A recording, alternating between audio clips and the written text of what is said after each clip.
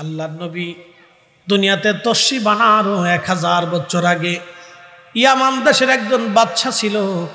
এই বাদশার নাম হচ্ছে তুব্বা বাদশা। আগে তাদেরকে তুব্বা বলা হতো, তার নাম ছিল হুমায়রি।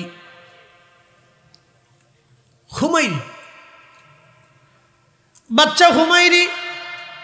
ইয়ামানের বাচ্চাদেরকে আগে তুব্বা বলা হতো। যেমন আমাদের ভারতে ছিল, মুঘল ছিল, বিভিন্ন সাম্রাজ্য ছিল, সাম্রাজ্যের বাচ্চাদেরকে বিভিন্ন নামে ডাকা হতো। মিশরের বাচ্চাদেরকে ফারাও বলা হতো, ফেরাউন। আর ইয়ামানের বাচ্চাদেরকে তুব্বা বলা হতো। তো হুমায়রি বংশের ভিতরে প্রথম হুমায়রি বাচ্চা, তিনার নাম তুব্বে আওয়াল হুমায়রি, অর্থাৎ প্রথম হুমায়রি তুব্বা বাচ্চা। হুমায়রি বাচ্চা মক্কাতে আসার পরে একটা লোক তাকে সম্মান দিল না। হুমায়রি বাচ্চা উজিরকে বলেন, উজিরে ব্যাপার কি? একটা লোক সম্মান দিল না, কারণ কি? উজির ডাক দিয়ে বলেন, বাচ্চা এই যে এখানে একটা ঘর আপনি দেখতেছেন, এটার নাম হলো বাক্কা। কি নাম ছিল? মক্কা না, কিন্তু আগে নাম ছিল বাক্কা। বাক্কা কইলে সবাই চিনত। ইন্না আউয়ালা বাইতিন উদিআ লিন-নাসি লাল্লাযী বিবাক্কাতা মুবারাকান হুদাল লিল আলামিন।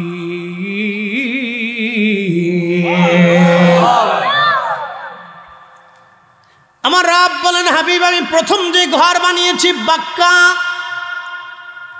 প্রথম যে ঘর বানিয়েছি তার নাম বাক্কা। তামাম সৃষ্টির জন্য এটা হেদায়েতের কেন্দ্রবিন্দু। এজন্য সমস্ত মসজিদের মা হলো কাবা। মসজিদের মা কি? এই জন্য আপনার বাড়ির মসজিদকে যদি সম্মান করেন, মূলত কাবাকে সম্মান করা হবে। আপনার বাড়ির মসজিদের খেদমত যদি করেন, পরিষ্কার যদি করেন, মূলত কাবাকে পরিষ্কার করা হবে। আপনার মসজিদ যদি আপনি সুন্দর করেন, মূলত কাবাকে সম্মান করা হবে। আপনার মসজিদের খাদেম যদি আপনি হয়ে যান, তাহলে মূলত আপনি হেরে মেরে খাদেম হয়ে গেছেন। একবার জোরে বলা যাবে কি মারহাবা? প্রিয় উপস্থিতি, খুব মনোযোগ দিবেন। হুমায়রি বাদশা বলতেছে, বলো কি এই ঘর এত দামি নাকি? বলে হ্যাঁ, এই ঘর বাক্কা। সারা পৃথিবীর মানুষ এসে এই বাক্কা এসে তাওয়াফ করে, এখানে হজ আদায় করে, নামাজ পড়ে, এখানে তারা দোয়া করে। হুমায়রি বাদশা বললেন, তাহলে এই বাক্কা ঘর আমি রাখবো না, এটা ভেঙে ফেলে দিব। যখন এই নিয়ত করলেন, আমার রব তার উপরে গজব আল্লাহ নাজিল করলেন। তার একটা রোগ হলো, তার পেশাবের রাস্তা দিয়া পেশাব করার সময় রক্ত বের হয়, পুজ বের হয়। একসাথে বলবেন আল্লাহু আকবার। গজব কার? আল্লাহ। পেশাবের রাস্তা দিয়ে রক্ত বের হয়, পুজ বের হয়।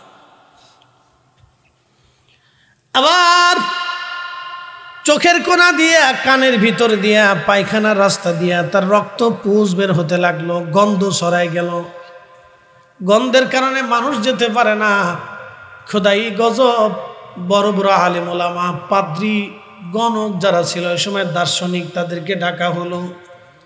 রক্ত পুজগুলি পরীক্ষা করে তারা বলল, বাচ্চা সর্বনাশ হয়ে গেছে। এই গজবটা, এই রোগটা দুনিয়ার কোনো রোগ না, এটা আসমানি রোগ। আপনার অনেক বড় সমস্যা হয়ে গেছে বাচ্চা, সর্বনাশ হয়ে গেল বাচ্চা। আপনি দ্রুত গতিতে কোনো বদ নিয়ত করেছেন, এই বদ নিয়তের কারণে আল্লাহ আপনার উপরে বেজার হয়ে গেছে। আপনি তাড়াতাড়ি করে আপনি বদ নিয়ত থেকে তওবা করেন। তওবা না করা পর্যন্ত এই রোগ কখনো সারবে না। পৃথিবীর কোনো ওষুধে এই রোগের শেফা নাই। আল্লাহর হাবিব, আল্লাহর নবী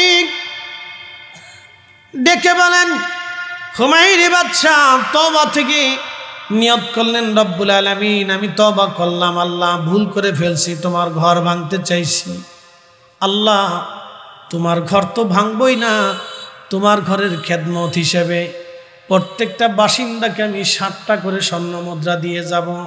আর তোমার ঘরের মধ্যে আমি গিলাফ চড়াবো। গিলাফ, এই যে কাবাতে গিলাফ দেখেন না, উনি প্রথম গিলাফ চড়িয়েছেন। এর আগে কোনো গিলাফ ছিল না।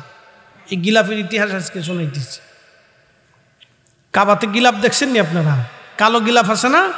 এই গিলাফ উনি প্রথম চড়িয়েছেন, এর আগে কেউ এই গিলাফ চড়ায়নি। এই হুমায়রি বাদশাহ তিনি ডাক দিয়েছেন, আল্লাহ আমি তোমার ঘরের উপরে গিলাফ চড়াবো, তোমার ঘর থেকে আমি চাদর আবৃত করে দিব। উনি সর্বপ্রথম রেশমের কাপড় দিয়া, স্বর্ণ খচিত কাপড় দিয়া, রেশমের কাপড় দিয়া আল্লাহ তার রোগ ভালো করে দিলেন। তিনি প্রত্যেক বাসিন্দাদেরকে 7টা করে স্বর্ণ মুদ্রা দিলেন। হেরেমবাসীদেরকে ডাকলেন, সবাইকে ডেকে এনে তিনি ওই সুন্দর রেশমের কাপড় দিয়া, স্বর্ণখচিত কাপড় দিয়া তিনি সর্বপ্রথমে কাবার উপরে গিলাফ চড়াইলেন। একবার জোরে বলা যাবে কি মারহাবা?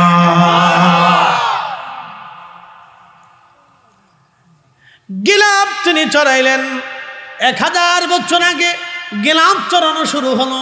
এই যে গিলাফ চড়ানো শুরু হলো, আর কোনোদিন গিলাফ থেকে কাবাকে মুক্ত করা হয় নাই, ওই গিলাফে কাবাকে আবৃত রাখা হয়েছে। ওই কাবার গিলাফের ইতিহাসটা আপনাদের কাছে শোনাই, ভালো করে শুনে যাবেন। এই গিলাফ চালু হয়ে গেল, আল্লাহ তার রোগ ভালো করে দিলেন। তিনি হেরেম থেকে রওনা দিয়ে মদিনাতে গেলেন। বর্তমান ইয়াসরিব, বর্তমান মদিনা, আগে নাম ছিল ইয়াসরিব। যখন এইখানে গেলেন, ছেলে হত্যার প্রতিশোধ তিনি নেবেন। সাথে লক্ষ লক্ষ সৈন্য সামন্ত লোক লস্কর নিয়ে তিনি বিরাট বাহিনী নিয়ে মদিনার উপরে ঝাঁপায়ে পড়লেন, ইয়াসরিবের উপরে ঝাঁপিয়ে পড়লেন, ঘিরে ফেললেন। প্রত্যেকটা ইয়াসরিববাসীকে তিনি হত্যা করে ফেলবেন।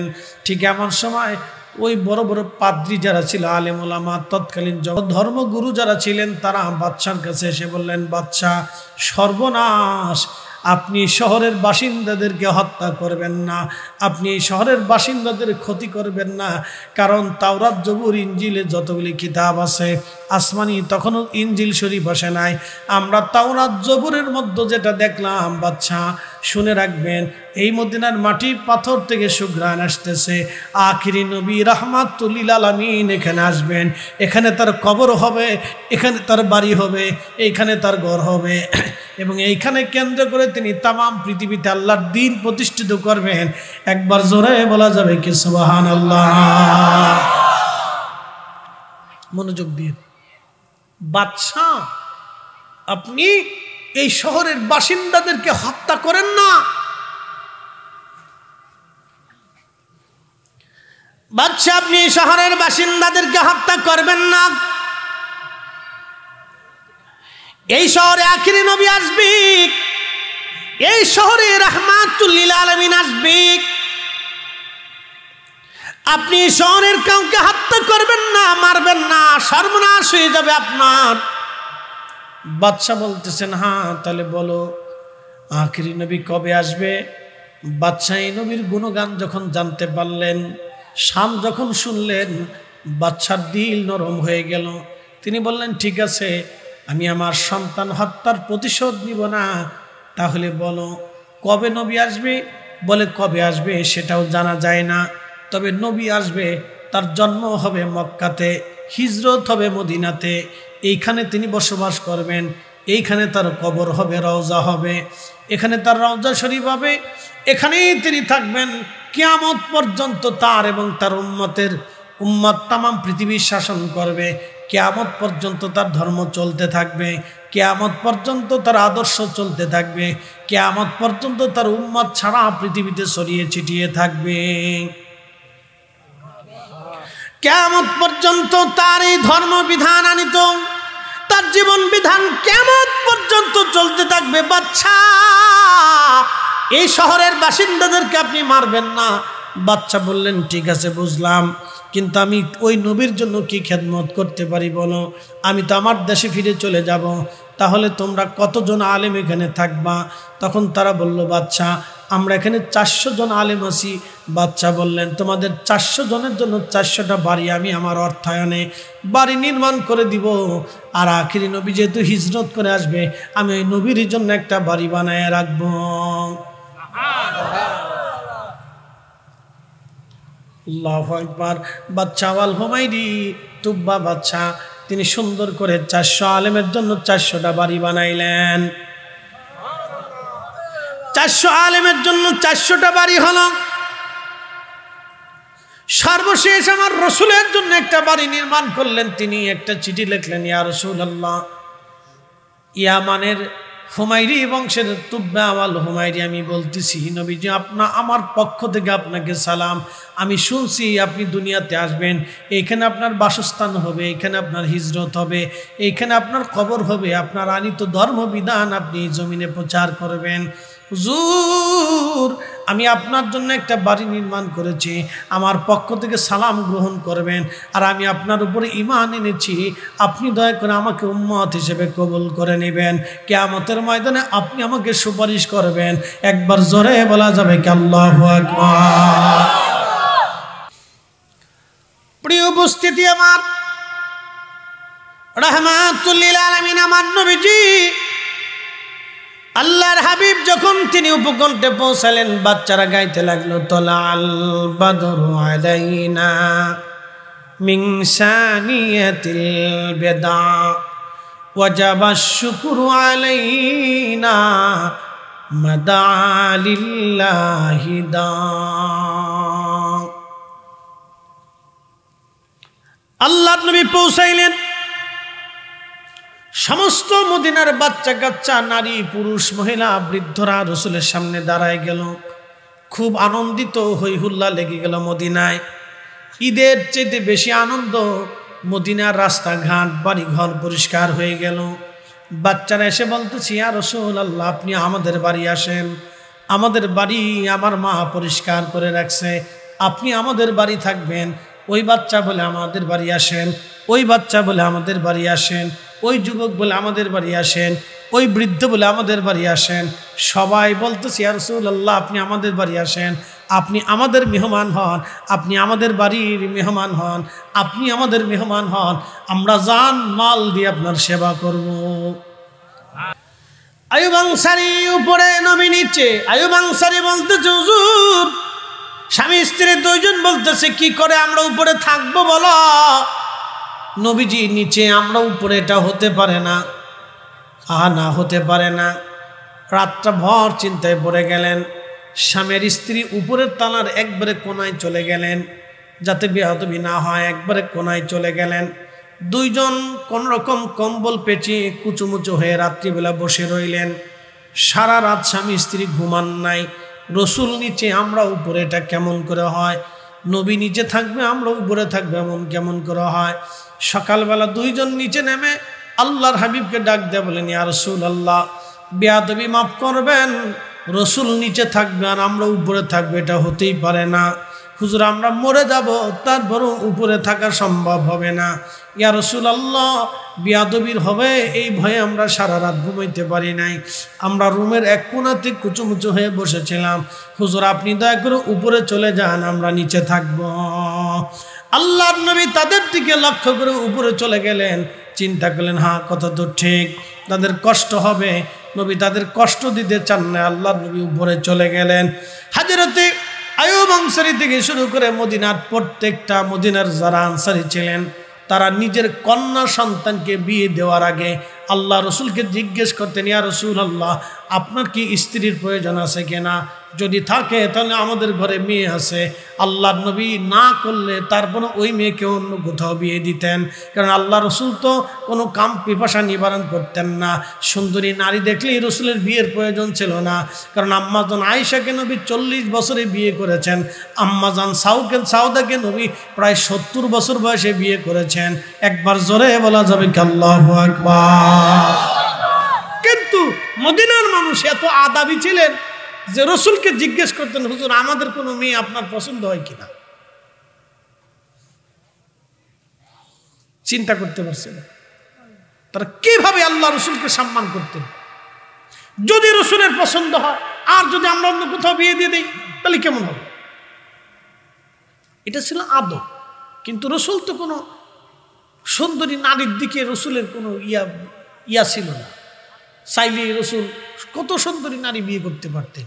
আম্মাজান আয়েশাকে তো রসুল ইচ্ছা করে বিয়ে করেন। হযরত আবু বকর সিদ্দিক বারবার পিরাপিরি করতেছে, ইয়া রাসূলুল্লাহ, আমার মন চায় আপনার সাথে আত্মীয়তা করব।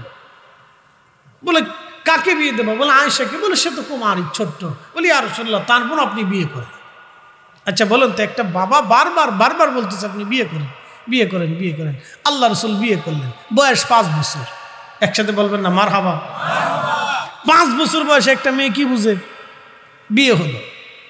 9 বছর বয়সে আল্লাহ নবী ঘরে নিয়ে আসছে। 9 বছর বয়স থেকে হযরত আম্মা জান আয়েশা সিদ্দিকা রাসূলের খেদমত করেছেন। আল্লাহু আকবার ওয়ালিল্লাহিল হামদু বিসমিল্লাহির রাহমানির রাহিম।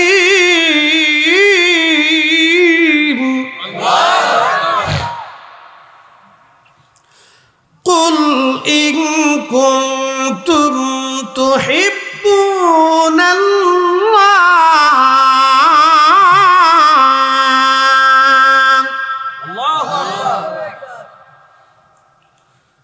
قل إن كنتم تحبون الله فاتبعوني يحببكم الله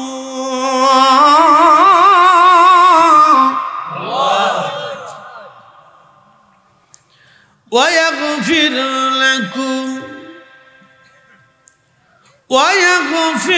لكم ذنوبكم الله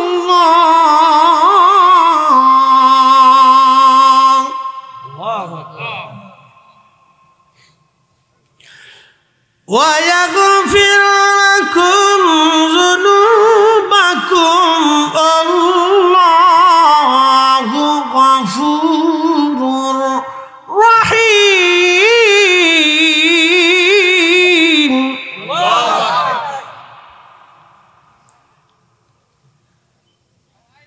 আল্লাহ ডাক দিয়ে বলেন, কুল হুজুর আপনি বলে দেন, ইন কুনতুম তুহিব্বুনাল্লাহ, কেউ যদি আল্লাহকে ভালোবাসতেই চায়। কি চমৎকার কথা! আল্লাহকে কেউ যদি ভালোবাসতে চায়, কেউ যদি বলে আমি আল্লাহকে ভালোবাসি, হুজুর আপনি বলে দেন ফাত্তাবিউনি, সেজন্য আপনি নবীর ইত্তেবা করে, অনুসরণ করে। অনুসরণটা দিলের মহব্বত থেকে আসে, মহব্বত থেকে আসে, ভালোবাসা থেকে অনুসরণ আসে।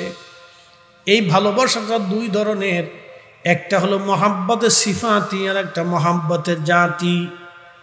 মহাব্বতের জাতি মদিনার মানুষ করতেন, সিফাতি তো ছিলই। জাতি মহাব্বত করার কারণে আল্লাহর নবীর জন্য সাহাবীরা জীবন উৎসর্গ করে দিতেন। একটা সিফাতি মহাব্বত, এটা হচ্ছে আমি পাগড়ি পরেছি, রসুল পরতেন বিদায় পরেছি। আমি দাড়ি রেখেছি, রসুল রেখেছিলেন বিদায় আমি রেখেছি। আমি ঢিলে ঢোলা পোশাক পরেছি, রসুল পরেছিলেন বিদায় আমরা পড়েছি।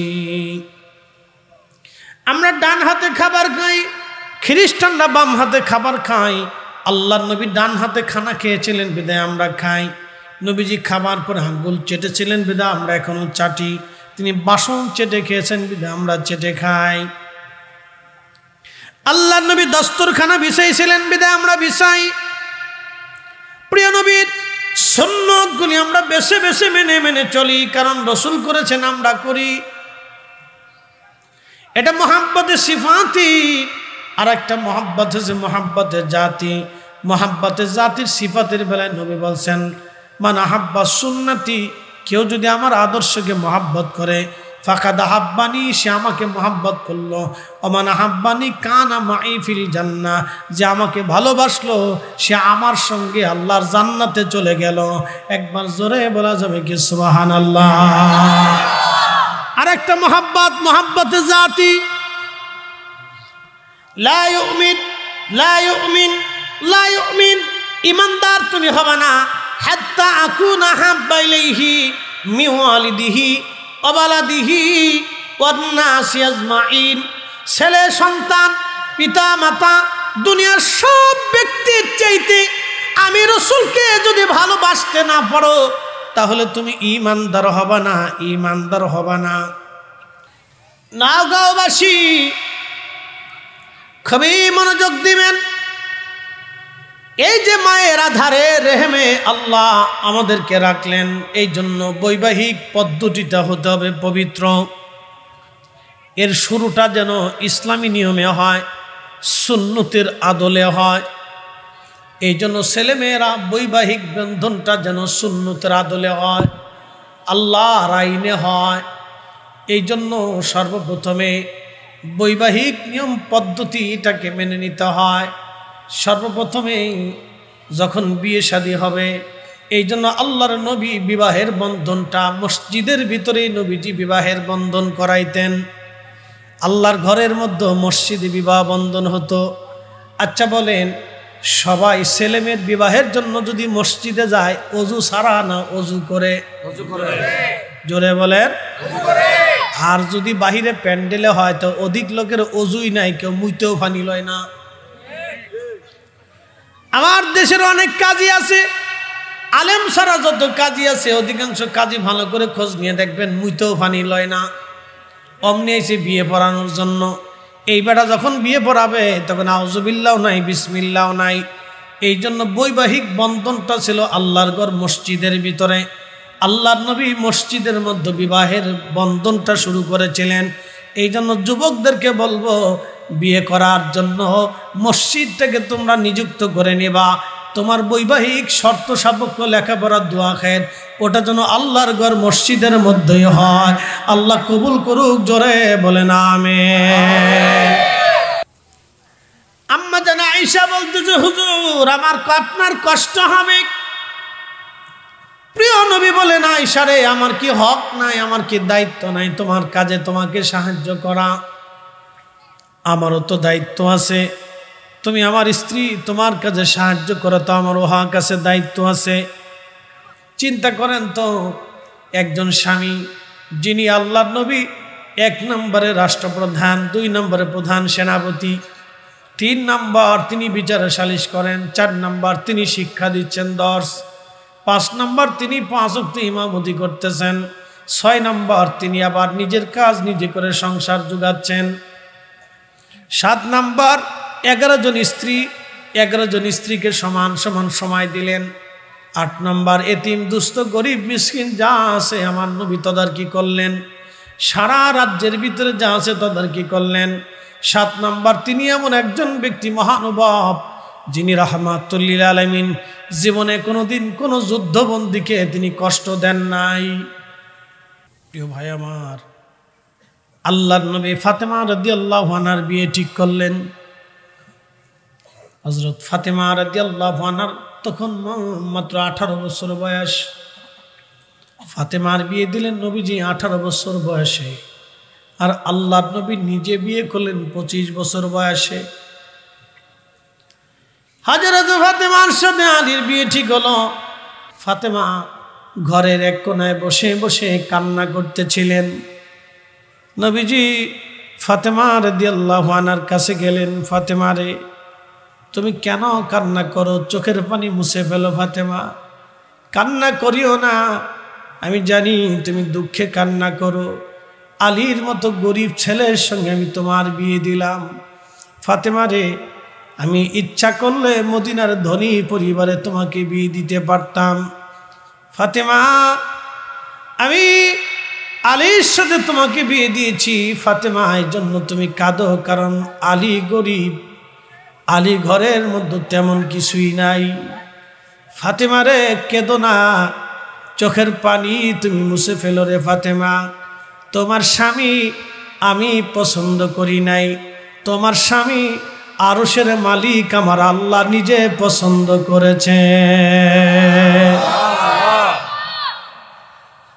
ফাতেমা চোখ মুছে ফেললেন। নবীজি বললেন, আলী তুমি তো বিয়ে করবা, কি আছে তোমার? বলে, হুজুর আমার একটা তলোয়ার আছে, আর একটা ঢাল আছে, আর একটা লোহার বর্ম আছে, যে লোহার পোশাক পরে যুদ্ধ করা লাগতো, ঢাল আছে। নবীজি বলে, না আলী রে, তলোয়ার আর ঢাল তো যুদ্ধের জন্য প্রয়োজন হবে, বর্মটা আপাতত বিক্রি করে দিয়ে ফাতেমার জন্য কিছু পণ্য সামগ্রী কিনে নিয়ে আসো, কিছু সুগন্ধি নিয়ে আসো, কিছু কাপড় চোপড় তুমি কিনে নিয়ে আসো, সম্ভব হলে ঘরের জন্য প্রয়োজনীয় সামগ্রী নিয়ে আসো। ডাল বিক্রি করতে গেলেন, বর্ম বিক্রি করতে গেলেন, মাত্র 3 দিরহাম দাম হয়। উসমান গনি ডাক দে বলেন, আলী রে, কত দাম হলো তোমার বর্মের? বলে উসমান, মাত্র 3 দিরহাম দাম। বলে উসমান গনি ডাক দে বলেন, আলী রে, তোমার আমি 270 দিরহাম দিয়ে দিলাম, ওই বর্মটা তুমি আমারে দিয়ে দাও। জোরে বলেন সুবহানাল্লাহ। হাজিরিন, শুনিয়া যান, ফাতেমার বিয়ে কেমন ছোট্ট পরিসরে। জান্নাতের দুলহা, দুলহানি, সাইয়্যিদাতুন নিসাই আহলিল জান্নাত। तमाम পৃথিবী মাটি খনন করে ফাতেমার মতো এত দামি নারী খুঁজে পাবেন না আপনি। প্রিয় নবী তার জবানে বলেছে, সাইয়্যিদাতুন নিসাই আহলিল জান্নাত। জান্নাতের যত রমণীরই জান্নাতে যাবে, সব জান্নাতিনীর সাইয়্যিদিনী, সর্দারিনী আমার ফাতেমা, আমার ফাতেমা। তার আজ বিয়ে হচ্ছে একেবারে স্বল্প পরিসরে, কতই দরিদ্রতার হালতে, কোনো রকম কিছু সুগন্ধি এনে সামান্য কিছু কাপড় চোপড় খরচাপাতি করে বাকি টাকাগুলি হযরত আলী আল্লাহ নবীর হাতে দিয়ে দিলেন। জুর, বর্ম বিক্রি করে এটা পেয়েছি, কিছু কিনেছি, আর কিছু আপনার হাতে দিলাম। আল্লাহর নবী কিছু টাকা আলীর হাতে দিলেন, কিছু অর্থ ফাতেমার জন্য দেনমোহর ধার্য করলেন। একসাথে বলা যাবে কি মারহাবা। যদি কোনোদিন আপনারা যান মসজিদে নববীর বাবু সালাম 7 নম্বর গেট দিয়ে আগে একটু আগায়া দূরে দূরে আপনি চলে যাবেন হেঁটে হেঁটে, 5 মিনিট সময় লাগতে পারে বাবু সালাম দিয়ে কোনাকুনি যদি হেঁটে চলে যান, তাহলে আপনি দেখবেন হযরত আলী রাদিয়াল্লাহু আনহুর বাড়ি মসজিদ আলী। ওটা মসজিদ বানিয়ে রাখা হয়েছে স্মৃতি সংরক্ষণ করার জন্য। ওটাই ছিল ফাতেমা রাদিয়াল্লাহু আনহার বাড়ি। ওইখানে ফাতেমা আলীকে নিয়ে বসবাস করতেন। একটা ছোট্ট খাট ছিল, এই খাটটা তেমন কোনো মজবুত না, দামি কোনো খাট না, একটা সামান্য চৌকির মতো খাট। এটার উপরে কোনো রকম উন্ডা মাদুর বিছিয়ে থাকতেন। একটা কম্বল ছিল, পায়ে ঢাকলে মাথা বের হতো, মাথা ঢাকলে পা বের হয়ে যাইত। দুঃখের সংসারে হযরত আলী কোনোদিন খাবার আনতে পারতেন, কোনোদিন আনতে পারতেন না। আবার দীর্ঘ পথ জিহাদের ময়দানে চলে গেলে বাড়ি কোনো খাবারই থাকতো না। ফাতেমার বহুদিন ক্ষুধার্ত অবস্থায় চলে গেছে, ঘরেতে বাড়িতে চুলার মধ্যে আগুন জ্বলতো না, শুধু পানি আর খেজুর খেয়ে জীবনের বহু সময় ফাতেমার কেটে গেল। আল্লাহু আকবার। সাইয়্যিদাতুন নিসাই আহলিল জান্নাহ। এমনি হয় নাই নারী সমাজ, ভুলে যাবেন না, ভুলে যাবেন না, একদিন কবরে আপনারও জায়গা হয়ে যাবে। পৃথিবীর কত পুরুষ রাজা মহারাজার কবর করে নিচ্ছিন্ন হয়ে গেল, আপনি তো একজন নারী, আপনার কবরের তো কোনো খোঁজই থাকবে না, এটার তো কোনো খোঁজই থাকবে না। কত রাজা মহারাজা বীর পুরুষদের কবর নিশ্চিন্ন হয়ে গেল, সমাধি খুঁজে পাওয়া যায় না। তাদের সমাধির কাছে কুকুর বেড়াল পেশাব করে, ঘাস তরুলতা পাতা জন্মে গেছে। বিরাট বড় প্রাসাদ, বিরাট বড় বড় প্রাসাদ, তাদের প্রাসাদের ভিতরে চামচিকে তেলাপোকা, সাপ বিচ্ছু কুত্তা বিলাই এখন বসবাস করে। কোনো মানুষের কোলাহল নাই। রাত্রিবেলা গেলে ঝিঝি পোকার ঝিঝি শব্দে পুরা বাড়িটা তছনছ হয়। কিন্তু এক সময় লক্ষ লক্ষ সৈন্য দিয়ে বিরাট প্রাসাদ পাহারা দেয়া হতো, কিন্তু রাজা আজরাইল থেকে কেউ তার পাহারা দিয়ে রাখতে পারে নাই। তার প্রাসাদে আজ ঘুম পোকা লেগে ময়লা জমে কণা কণা দিয়ে ভেঙ্গে ভেঙ্গে পড়ে গেছে। কত স্মৃতিগুলি নিশ্চিন্ন হয়ে গেছে। এ নারী, আপনার স্মৃতিও পৃথিবীতে থাকবে না, আজ অথবা কাল নিশ্চিন্ন হয়ে যাবে। অতএব সাইয়্যিদা ফাতিমাতুজ জাহরা যেইভাবে জীবন গড়েছেন, ওইভাবে আমাদের জীবন গড়তে পারলে প্রত্যেকটা নারীর সন্তান ইমাম হুসাইনের মতো সহিনা।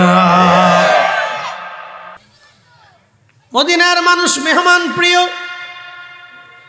সারা পৃথিবীতে তন্ন তন্ন করে যদি আপনি খুঁজেন, মদিনা শহরের মধ্যে কোনো শহর পাবেন না।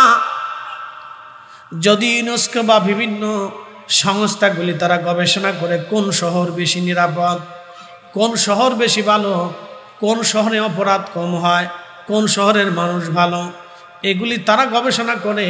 তাদের গবেষণা আপনি বাদ দিয়ে দেন। আল্লাহ রসুল যেখানে গোমান, রসুলের প্রতিবেশী আনসারী সাহাবিরা এবং ওইখানে আল্লাহ নবী সাহাবিরা ছিলেন, তারা সাহাবিদের বংশধর। কেউ ওমরের বংশধর, কেউ আবু বকরের বংশধর, কেউ উসমানের বংশধর, কেউ আলীর বংশধর, কেউ হাসানের বংশধর, কেউ হুসেনের বংশধর, কেউ আবু হুরায়রার বংশধর, কেউ আম্মা জান আয়েশার বংশধর, কেউ আবু সাঈদ খুদরির বংশধর, কেউ আবু যরের বংশধর। বন্ধু খুব মনোযোগ দিবেন। কেউ মেজবানে রসুল হজরতে রসুল করিমের সাহাবায়ে কেরামের বংশধর, আনসারীদের বংশধর, মুহাজিরদের বংশধর, তাদের পুরা বংশধর রক্ত রক্ত রক্ত রক্ত হয়ে আসতেছে। এই জন্য মদিনাতে আপনি কোনো বাচ্চা হইচই করে দেখবেন না। অরিজিনাল মাদানী বাচ্চা যারা, তারা চুপচাপ মদিনাতে মসজিদে আসে, সকালবেলা কোরআন পড়ে, আবার পড়ে হাদিস পড়ে, কোরআন পড়ে, তারা চুপচাপ চলে যায়।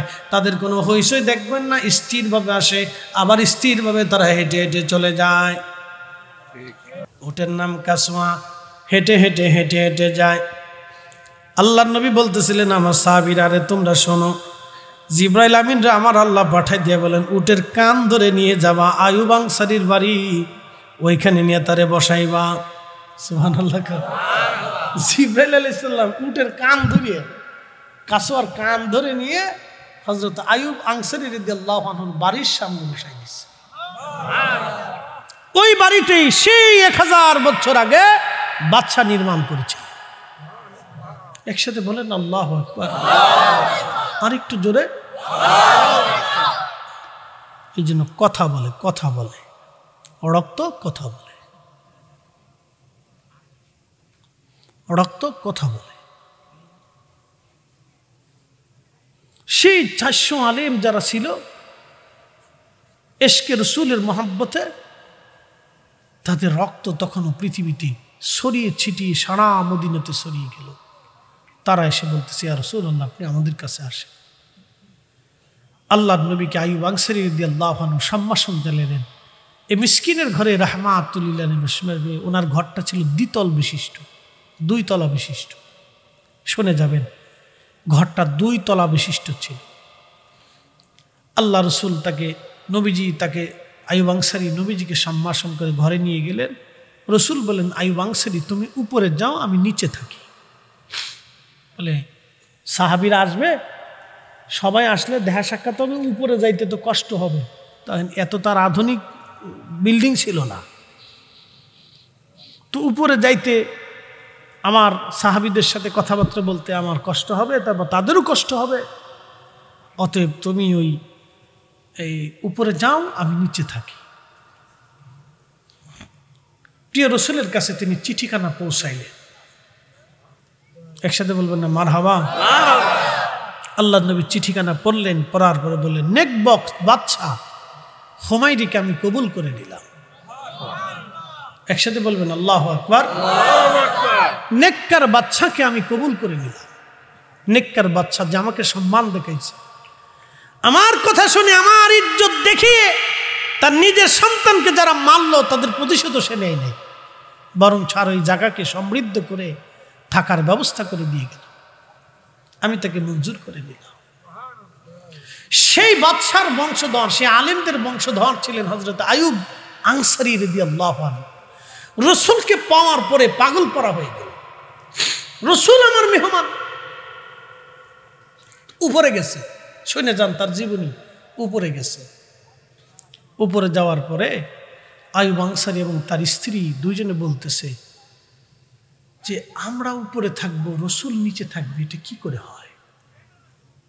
দেখেন চেতনা কত চমৎকার, যে আমরা নিচে থাকবো, উপরে থাকবো, আর রসুল নিচে থাকবে, এটা কেমন করে হয়? উপরে যাইতে হুকুম কে দিছে? আল্লাহর নবী নিজে দিছে। উপরে যাইতে হুকুম কিন্তু আল্লাহর নবী নিজে দিছেন।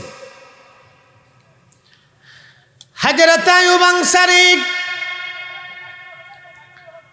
রাদিয়াল্লাহু তাআলা আনহু কিসে ও সাউন্ড ঠিক আছে, একসাথে বলেন তো আল্লাহু আকবার, নারে তাকবীর, লা হাওলা, আমার সাথে বলেন লা হাওলা ওয়ালা কুওয়াতা ইল্লা বিল্লাহ, লা হাওলা ওয়ালা কুওয়াতা ইল্লা বিল্লাহ। وبدأ خلق الإنسان من طين। আল্লাহ বলেন আমি মানব জাতির সৃষ্টির সূচনা করলাম মাটি থেকে। وبدأ خلق الإنسان من طين, আমি মানব জাতির সৃষ্টির সূচনা করলাম মাটি থেকে। ثم جعل نسله ثم جعل نسله من سلالة من ماء مهين।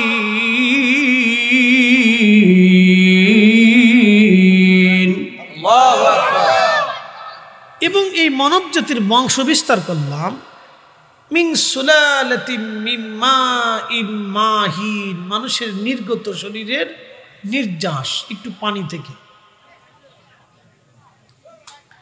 আমি কিছুই ছিলাম না। শুনে রাখেন, আপনাদেরকে আজকে বলে দিয়ে যাচ্ছি, নোয়াগাঁওতে আপনাদের একটু জানা উচিত। এই জন্য আমাদের বৈবাহিক বন্ধনটা যেন পবিত্র হতে হয়, এই কথা সারা জীবন মনে রাখবে। ثم جعل نسله من سلالة من ماء مهين।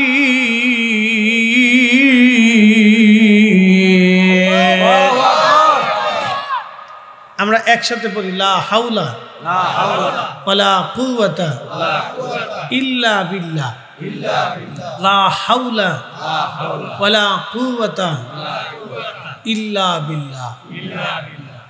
বুঝে যাবে না। আল্লাহ রাব্বুল আলামিন কোরআনুল কারীম, আমার রব আমাদেরকে শিক্ষা দিলেন, ও আমার বান্দারা তোমাদের বংশ বিস্তার করলাম কিভাবে? মিন সুলালাতিন মিন মাইন মাহিন, মানুষের নির্গত নির্যাস এক ধরনের বিশেষ পানি, এখান থেকে আমি আল্লাহ রাব্বুল আলামিন তোমাদের বংশ বিস্তার করলাম। আপনার মা ছিল, বাবা ছিল, দাদা ছিল, তারপর দাদা ছিল, এরপরে আপনি এসেছেন, আপনার পরে আপনার সন্তান, তারপরে তার সন্তান, তারপরে তার সন্তান, আপনার ভাতিজা ভাগিনা, আপনার আত্মীয় স্বজন, আপনার প্রতিবেশী, আপনার গ্রামবাসী। এই যে বংশ বিস্তার আমি আল্লাহ করলাম, মানুষের শরীর থেকে নির্গত একটা বিশেষ পানি, এই পানি থেকে বাবা এবং মা দুইজনের পানিটাকে, বাবার পৃষ্ঠদেশ থেকে পানিটা আসে আর মায়ের বক্ষদেশ থেকে পানিটা আসে। এই দুইটা পানিটাকে আমি আল্লাহ মায়ের রেহেমি আধারে জঠরে জরায়ুর ভিতরে আমি এক জায়গা করলাম, এক জায়গা করে দুইটা পানিটাকে আমি আল্লাহ রিফাইন করলাম। আল্লাহর নবী বলতেছেন, আয়াতের তাফসীর ইবনে কাসির, ইমাম ইবনে কাসির লেখেন, আল্লাহর হাবিব বলতেছেন 40 দিন পর্যন্ত আল্লাহ মায়ের রেহেমের ভিতরে এই পানিটাকে আমার আল্লাহ রিফাইন করতে থাকেন। 40 দিন রিফাইন করার পরে এই পানিটা রক্তপিণ্ডে পরিণত হয়। এরপরে আরো 40 দিন ওই রক্তপিণ্ডটাকে আল্লাহ রিফাইন করতে থাকেন। খালাকাল ইনসানা মিন আলাক, আল্লাহ যে বলেছেন আমি মানুষ সৃষ্টি করেছি আলাক থেকে, রক্তপিণ্ড থেকে।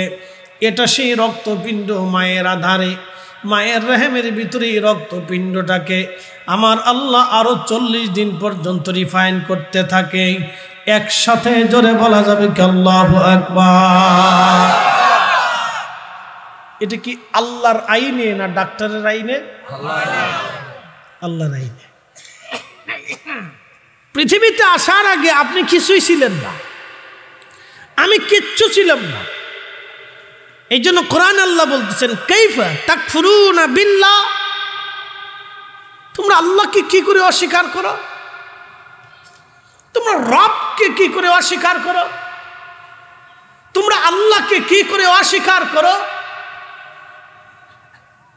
অকুনতুম আমওয়াতা, অথচ তুমি ছিলে নির্জীব, নিষ্প্রাণ, মৃত, কোনো অস্তিত্বই ছিল না তোমার। তুমি তো কিচ্ছু ছিল না, তুমি মৃত ছিলে, নির্জীব ছিলে, নিষ্প্রাণ ছিলে, কোনো অস্তিত্বই তোমার ছিল না। আমি রব তোমাকে একজন পুরুষ এবং নারীর মাধ্যমে আমি তোমাকে অস্তিত্ব দিয়েছি। ফাআহইয়াকুম, তোমাকে আমি নিজে রব অস্তিত্ব দিয়েছি। তুমি আমি আল্লাহর অস্তিত্ব দেওয়ার আগে তুমি কিচ্ছু ছিলে না, তুমি নির্জীব ছিলে, নিষ্প্রাণ ছিলে, অস্তিত্বহীন ছিলে, তুমি কিছুই ছিলে না।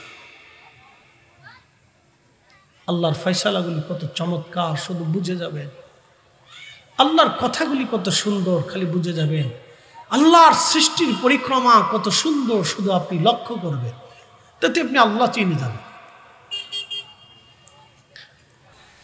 হাজিরিন, নোয়াগাঁওবাসী, বৈবাহিক বন্ধনটা পবিত্রতার মাধ্যমে এটা যেন হয়।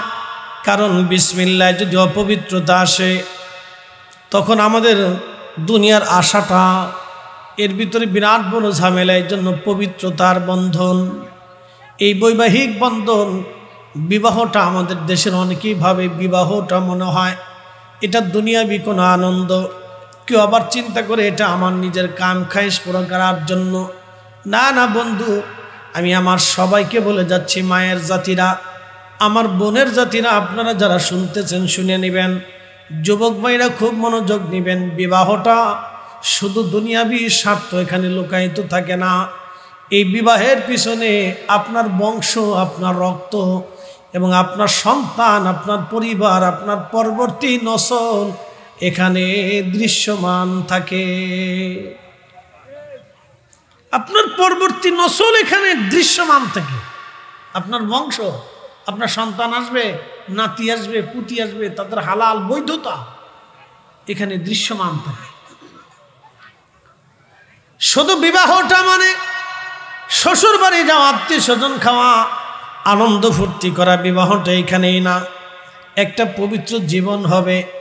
স্ত্রী হবে আপনার অর্ধেক, আপনি স্ত্রীর অর্ধেক, স্বামী আপনার অর্ধেক, আপনি স্বামীর অর্ধেক, আপনি স্বামীর পোশাক, স্বামী আপনার পোশাক, বন্ধু স্ত্রী আপনার পোশাক, আপনি স্ত্রীর পোশাক, দুইজন দুইজনের লেবাস, দুইজন দুইজনের পোশাক। এই যে জীবনের একটা সুন্দর দৃশ্যমান অংশ, কি দৃশ্যমান? বৈবাহিক পবিত্র বন্ধন। শুনে যাবেন, ভালো করে বুঝে যাবেন। স্ত্রী মানে এটা না যে সে আপনার কাজের মেয়ে, স্ত্রী মানে এটা না যে সে আপনার বাড়ির কাজের লোক, সব কাজ সে করবে, বিষয়টি এরকম না। স্ত্রী হচ্ছে আপনার জীবনের অর্ধেক। স্ত্রী মানেই হচ্ছে আপনার পোশাক, স্ত্রী মানেই হচ্ছে আপনার সুখের দিনের সাথী, স্ত্রী মানেই হচ্ছে আপনার দুঃখের দিনের সাথী, স্ত্রী মানেই হচ্ছে আপনার সন্তানের মা, স্ত্রী মানেই হচ্ছে আপনার আগামীর ভবিষ্যৎ বংশধরের বস্তু। সে আপনার বংশধর তৈরি করবে। আমাদের সমাজে যদি স্ত্রীকে এইভাবে দেখতো সবাই, তাহলে তালাক হতো না। আর মেয়েরা যদি স্বামীদেরকে এইভাবে দেখতো, তাহলে তালাক হতো না। যে দেখবেন কোর্টে আদালতে হাজার হাজার তালাক বাংলাদেশে, হাজার হাজার। শুধু বাংলাদেশে না, সারা ওয়ার্ল্ডে তালাকের সংখ্যা বেশি। সারা ওয়ার্ল্ডে তালাকের সংখ্যা বেশি। এত পরিমাণে তালাক, আল্লাহর নবী বলেন, উম্মত তোমরা শুনে নাও, পৃথিবীতে তালাকের সংখ্যা বাড়বে। এটা কিয়ামতের আলামত। 85টা আলামত কোনো বর্ণনায় 75টা আলামতের কথা আল্লাহর নবী বলে গেছেন। তার একটা আলামত হচ্ছে তালাকের সংখ্যা এত পরিমাণে বাড়বে, শুধু তালাক আর তালাক, তালাক আর তালাক, তালাক আর তালাক।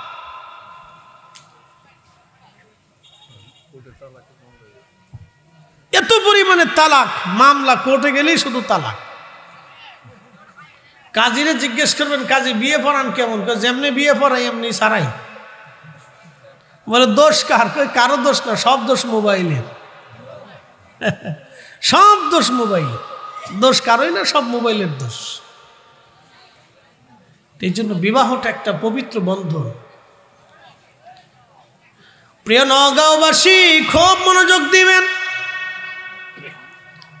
এই বৈবাহিক পবিত্র বন্ধনটাকে আল্লাহ রাব্বুল আলামিন আমাদের জন্য দিয়ে বললেন, ওয়া খালাকনাকুম মিন যাকারিন ওয়া উনসা।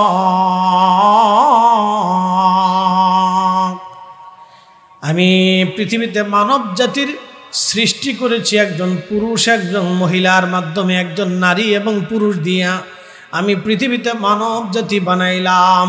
একবার জোরে বলা যাবে কি আল্লাহু আকবার। আল্লাহর নবী নিজে রুটি বানাইতেছে, সুবহানাল্লাহ বলবেন। কে রুটি বানায়? আল্লাহ রাসূল। শুধু রুটি বানান নাই, তিনি এমন একজন পার্সন যিনি যুদ্ধের ময়দানের প্রধান সেনাপতি, তিনি রাষ্ট্রপ্রধান, তিনি ধর্মীয় প্রধান, তিনি ইমানের এক অংশ। তিনি রুটি বানাচ্ছেন, তিনার স্ত্রী 11 জন, মসজিদের ইমাম, নামাজ ঠিক মতো পড়াচ্ছেন, জিহাদে যুদ্ধে যাচ্ছেন, রাষ্ট্র পরিচালনা করতেছেন, বিচার সালিশ করতেছেন, সাহাবা ইকরামকে দর্শ দিচ্ছেন, শিক্ষা দিতেছেন, আবার স্ত্রীদেরকে সময় দিচ্ছেন, এতিমের হক ঠিক মতো আদায় হলো কিনা দেখতেছেন, রাষ্ট্রকে খেয়ে আছে না খেয়ে আছে দেখতেছেন। তিনি একমাত্র ব্যক্তি যিনি মসজিদে নববীতে বসে বসে তিনি ওই সময় এক অন্ধকার জগৎ, পৃথিবীর মানুষ অন্ধকারে নিমজ্জিত, নারী সমাজ যখন কাবা ঘরে উলঙ্গ হয়ে তারা তাওয়াফ করত, প্রকাশ্যে নারীরা জানা করা হতো, প্রকাশ্যে নারীদেরকে হত্যা করা হতো। মোহতারাম, হেরেম শরীফের পাশেই একটা জায়গা আছে যেখানে মানুষদেরকে, নারীদেরকে জীবন্ত কবর দিত। হেরেমের পাশে সেই জায়গাটা এখনো খালি আছে। যদি কোনোদিন যান তো হেরেম থেকে দেখে আসবেন। যারা আপনাদেরকে হজে নিবে জিজ্ঞেস করবেন যে জীবন্ত নারীদেরকে কোথায় কবর দিত। একবারে হেরেমে ঢোকার সময় জাবালে ওমরের পাশ দিয়ে একটু আগে দিয়ে বাম পাশে দেখতে পারবেন, মাত্র 1-2 মিনিট লাগে। যে সময় মানুষ নারীদেরকে জীবন্ত কবর দিত, সেই সময় তিনি সেই মহান ব্যক্তি 11 জন স্ত্রী তিনি নিজে গ্রহণ করে নিজে রুটি বানাচ্ছেন। একসাথে বলা যাবেন আল্লাহু আকবার। আম্মাজান আয়েশা বলতেছে, ইয়া রাসূলুল্লাহ আপনার কষ্ট হবে? বলতেছে, আয়েশা রে, আমার কি দায়িত্ব নেই তোমার কাজে সাহায্য করা? প্রিয় উপস্থিতি, খুব মনোযোগ দিন, একটু দূরে শুয়ে পড়েন আমার সাথে। আল্লাহুম্মা সাল্লি আলা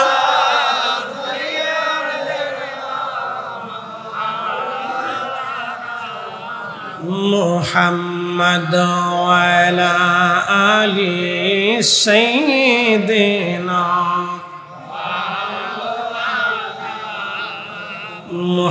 মুহাম্মাদ। আল্লাহুম্মা সাল্লি আলা মাওলানা মুহাম্মাদ ওয়া আলা আলি সাইয়্যিদিনা।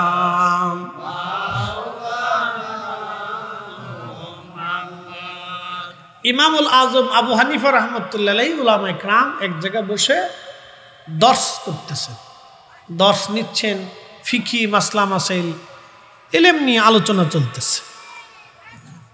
তো বাচ্চারা খেলাধুলা করে না, তো খেলতে যেয়ে একটা বল ছুটে এসে ওনাদের মজলিসের মাঝখানে এসে বসছে। অনেকগুলি বাচ্চা, আমার দিকে তাকান, অনেকগুলি বাচ্চা, কোনো বাচ্চা এই মানে ওলাম আলেমদের মজলিসের ভিতর থেকে বল নিতে সাহস করতেছে না, অনেকগুলি বাচ্চা। কিন্তু হঠাৎ আমার দিকে তাকান, শোনেন, এগুলি আমাদের পাপের ফসল, বুঝছেন নি আপনারা? এগুলি আমাদের পাপের ফসল, মনোযোগ দেন। ওগুলি চিন্তা করতে হবে না, সারা দেশে এগুলি আছে, আমি দেখতে আসতেছি, আমার ওয়াজের লাইফে কম দেখতেছি না। এগুলো আমাদের পাপের ফসল। ওটা অজু হয় নাই, গোসল হয় নাই, বিসমিল্লাহ হয় নাই, আউযুবিল্লাহ বিসমিল্লাহ কিচ্ছু নাই, ইশারায় বুঝে যাবে, বুঝতে পারছেন? আউযুবিল্লাহ হয় নাই, বিসমিল্লাহ হয় নাই, অজু হয় নাই, শুধু ইঁদুরের মতো জন্ম হয়েছে। তো মনোযোগ দিয়ে, অনেকগুলি আলেম বসে আছেন, মাঝখান থেকে বল কেউ নিতে সাহস পায় না। হঠাৎ করে একটা ছেলে দৌড়ায় এসে মাঝখান থেকে বল নিয়ে চলে গেল। ইমাম আজম আবু হানিফা রাহমাতুল্লাহ আলাইহি বললেন, খোঁজ নিয়ে দেখো এই ছেলেটার জন্মে ভেজাল আছে। এতগুলি বাচ্চা, এত আলেমদের ভিতর থেকে একটা বল, মুরব্বীদের ভিতর থেকে বল নিতে সাহস করলো না। সবাই দূরে দাঁড়িয়ে চুপচাপ করে দাঁড়িয়ে আছে ভয়ে, যে নিবে কি নিবে না। কিন্তু এই বাচ্চাটা বেয়াদবের মতো এসে নিয়ে চলে গেছে, খোঁজ নিয়ে দেখো তার জন্মে ভেজাল আছে। ঠিকই বাড়ি যায়, খোঁজ নিয়ে দেখে তার জন্মে ভেজাল আছে।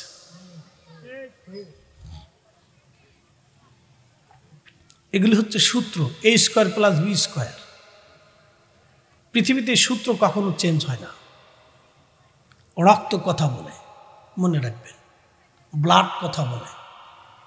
আল্লাহর নবীর কাছে এক সাহাবী এসে বলেন, ইয়া রাসূলুল্লাহ, আমার স্ত্রী সুন্দর, আমি নিজে সুন্দর, আমার মা সুন্দর, আমার বাবা সুন্দর, ভাইরা সুন্দর, বোনেরা সুন্দর, আমার শাশুড়ি সুন্দর, শ্বশুর সুন্দর, শালা সুন্দর, সম্বন্ধী সুন্দর, এরপরে আমার স্ত্রীর বোন আছে, তারাও সুন্দর, কিন্তু আমার ছেলে কালা হয়েছে, আমার সন্দেহ লাগতেছে। ছেলে কি হয়েছে? আমার সন্দেহ লাগতেছে। আল্লাহ নবী ধমক দিয়ে বলেন, থামা, স্ত্রীকে সন্দেহ করতে হয় না। কোন স্ত্রী অন্যের সন্তান তার গর্ভে ধারণ করতে পারে না, চায় না। কোনো নারী এটা কখনো করতে দিতে চায় না। স্বামী যাই হোক, প্রত্যেক স্ত্রী চায় তার স্বামীর সন্তান তার গর্ভে আসে। থামা, তোমার স্ত্রীকে সন্দেহ করবে না। আল্লাহ নবী তখন বললেন, শোনো, অনেক উট আছে সাদা, অনেক উট আছে লাল, এর ভিতরে কালো হয় না? বলে, হয় ইয়া রাসূলুল্লাহ। কি জন্য হয়? বলে, হুজুর, তার ওই নসলে মনে হয় কোনো কালো উট ছিল। তা ঠিক বুঝতে পেরেছ, তোমার পূর্বপুরুষদের মধ্যে কেউ কালো ছিল বিধায় তোমার ছেলে ওই রক্তের তাসির পেয়েছে, তোমার সন্তান কালো হয়েছে। ইশারায় বুঝে যাবেন, রক্ত কথা বলে, রক্ত কথা বলে। এই জন্য ভালো বংশ দেখে, ভালো পরিবার দেখে বিয়ে শাদী করবেন, আত্মীয়তা করবেন, সন্তানরে ওই পরিবার দেখে বিয়ে করাবেন। আর যদি টিকটক আনেন তাহলে বিপদ আছে। এই কথা কন না কেন? যদি টিকটক আনেন তাহলে বিপদ আছে, অনেক বড় বিপদ। হাজিরিন, বিজ্ঞানীদের গবেষণা, এটা তো সরাসরি হাদিস থেকে বললাম। বিজ্ঞানীদের গবেষণায় যে রক্তের ভিতরে একজন আলেম জন্ম হয়, 100 বছর পরে হলে এই রক্তের তাসির একজন আলেম আসবে। যে রক্তের ভিতরে একজন অলির জন্ম হয়, 100 বছর পরে হলে এই রক্তের ভিতরে অলির জন্ম হবে। যেই রক্তের ভিতরে একজন মহাজ্ঞানীর জন্ম হয়, অনেক বড় মেধাবীর জন্ম হয়, 100 বছর পরে হলেও ওই বংশে মেধাবীর জন্ম হবে। একসাথে বলা যাবে না মারহাবা? আচ্ছা, আপনাদেরকে প্রশ্ন করি, কাজী নজরুল কি পয়রা মেধাবী? জোরে বলেন। কাজী নজরুল কি পয়রা মেধাবী? না না, পয়রা মেধাবী না, সে আন্ডার ম্যাট্রিক। আন্ডার ম্যাট্রিক, পয়রা মেধাবী না, এটা রক্তগত মেধাবী। সে পড়ে মেধাবী না। ক্ষুধার কারণে মা তার নাম দিয়েছিল দুখু মিয়া। সে রক্তে মেধাবী, মনোযোগ দিয়ে, সে পয়রে মেধাবী না। এত মেধা বাংলার কোন মা দ্বিতীয়টা কাজী নজরুল জন্ম দিতে পারবে কিনা জানি। তার গ্রন্থ, প্রবন্ধ, সাহিত্য বাংলা ভাষাকে সমৃদ্ধ করছে। তিনি সে ব্যক্তি একাধারে 4,500 আমার রসুলের শানে নাতে রসুল লেখছে। সুবহানাল্লাহ বলবেন না? আবার গানও লেখছে, আবার গানও লেখছে, সাহিত্য লেখছে, প্রবন্ধ লেখছে, কবিতা লেখছে। তার লেখনী দেখলে আপনি আশ্চর্য হবেন, তার বাংলা ভাষা শুনলে আপনি আরো আশ্চর্য হবেন। তার ভাষা, যদি আপনি অনেক ভাষার এমন জটিলতা বুঝতে হলে বাংলাদেশের বড় বড় ডিকশনারি খুঁজতে হয়। তার ভাষার গভীরতা বুঝতে হলে ডিকশনারি খুঁজতে হয়। এই মেধাটা আল্লাহ প্রদত্ত, এটা পৈরে মেধাবী না, এটা আল্লাহ প্রদত্ত। অরাক্ত কথা বলে। প্রিয় উপস্থিতি, আপনি যদি দেখেন সারা পৃথিবী যদি আপনি তালাশ করেন, মদিনার মতো কোনো মানুষ আপনি পাবেন না। এখানে উলামা একরাম বসা আছেন, মদিনার মতো কোনো মানুষ আপনি পাবেন না, মদিনার মানুষের মতো কোনো মানুষ আপনি পাবেন না। বলে ফরিদি হুজুর কারণ কি? মদিনার মানুষেরা জন্মগতভাবে তারা ভদ্র। সারা মদিনাতে আপনি মদিনার মধ্যে যদি আপনি কাটান, আপনি দেখবেন মদিনার বাহিরের বাচ্চারা, বাহির থেকে যেই বাচ্চারা মদিনায় যায়, বাচ্চারা দৌড়াদৌড়ি করে, লাফালাফি করে, চিল্লাফাল্লা করে, কিন্তু একটাও মাদানি বাচ্চা আপনি পাবেন না মদিনা শহরের ভিতরে হইচই করতে, দৌড়াদৌড়ি, লাফালাফি। একটা বাচ্চাকেও আপনি দেখবেন না। মদিনার বাচ্চারা মসজিদে নববীতে আসলে আপনি বুঝতেই পারবেন না একটা মানুষ হেঁটে যাচ্ছে। একসাথে বলবেন আল্লাহু আকবার। জন্মগতভাবে আদাবি, জন্মগতভাবে আদাবি, ও মা ওইভাবে শিক্ষা দিয়েছে। এটা বেলাদাতুর রাসূল, তুমি রাসূলের প্রতিবেশী, মা ওইভাবে শিখিয়েছে। আপনি মাদানি বাচ্চা যদি মসজিদে নববীতে হেঁটে যেতে দেখেন, আপনি বুঝতে পারবেন না যে মানুষ হেঁটে যাচ্ছে। এত ভদ্র তারা।